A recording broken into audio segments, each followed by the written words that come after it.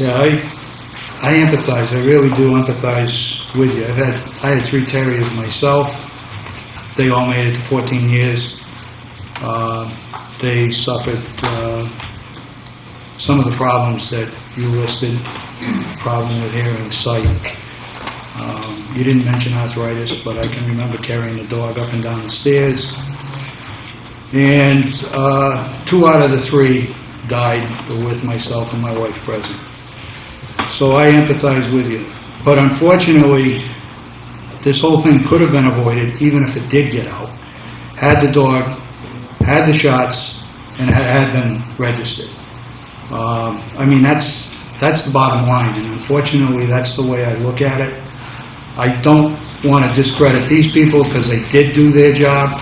It is unfortunate that the dog, as old as it was, I think it's 98 years old in human life, did pass away down there.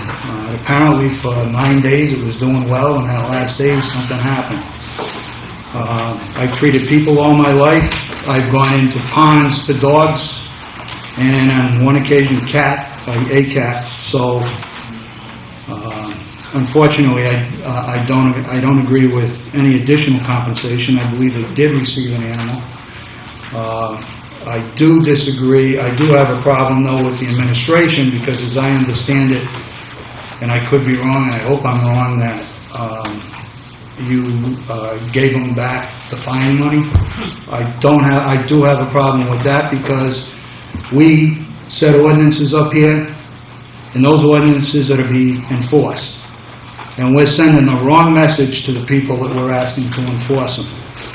I have 2 questions. One, have you, and I'm hoping you have you reviewed the circumstances and the current protocols at the animal control shelter? And by the same token, would it make sense to have maybe an outside agency come in and just double check to make sure you're doing everything right? I know the people down there do an exceptional job.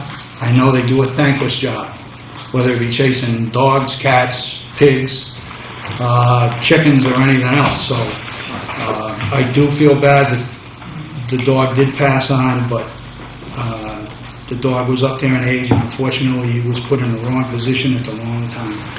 So Kerry would like to sort of answer the question Mr. Ray's raised, but you know, I take responsibility for the return of the fine, for the fee, whatever it was.